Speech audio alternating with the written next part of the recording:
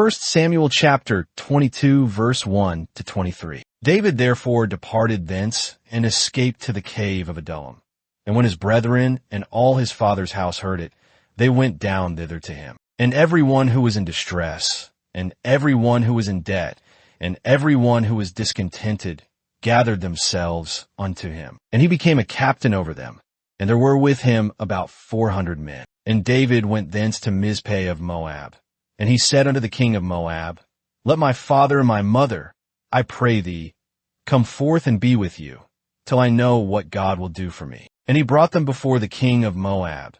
And they dwelt with him all the while that David was in the stronghold. And the prophet Gad said unto David, Abide not in the stronghold. Depart, and get thee into the land of Judah. Then David departed, and came into the forest of Hereth. When Saul heard that David was discovered, and the men who were with him, now Saul abode in Gibeah, under a tree in Ramah, having a spear in his hand, and all his servants were standing about him. Then Saul said unto his servants who stood about him, Hear now, ye Benjamites, will the son of Jesse give every one of you fields and vineyards, and make you all captains of thousands and captains of hundreds, that all of you have conspired against me.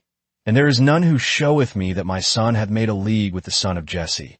And there is none of you that is sorry for me, or showeth unto me that my son hath stirred up my servant against me to lie in wait, as at this day. Then answered Doeg the Edomite, who was set over the servants of Saul, and said, I saw the son of Jesse coming to Nob, to Ahimelech the son of Ahitub. And he inquired of the Lord for him, and gave him victuals, and gave him the sword of Goliath the Philistine. Then the king sent to call Ahimelech the priest, the son of Ahitub, and all his father's house, the priests who were in Nob. And they came all of them to the king. And Saul said, Hear now, thou son of Ahitub. And he answered, Here I am, my lord. And Saul said unto him, Why have ye conspired against me, thou and the son of Jesse, in that thou hast given him bread and a sword, and hast inquired of God for him, that he should rise against me to lie in wait, as at this day? Then Ahimelech answered the king and said, And who is so faithful among all thy servants as David, who is the king's son-in-law, and goeth at thy bidding, and is honorable in thine house? Did I then begin to inquire of God for him? Be it far from me. Let not the king impute anything unto his servant, nor to all the house of my father.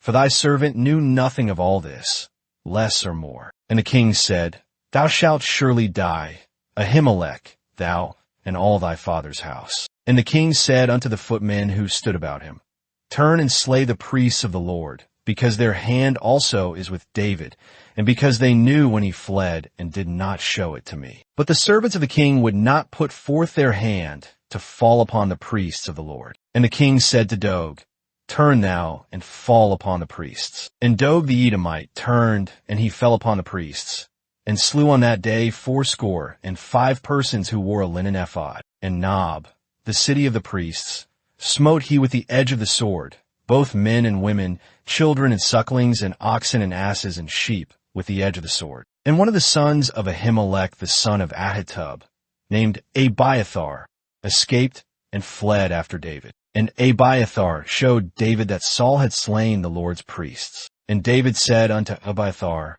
I knew it that day, when Doeg the Edomite was there, that he would surely tell Saul, I have occasioned the death of all the persons of thy father's house. Abide thou with me, fear not, for he that seeketh my life seeketh thy life.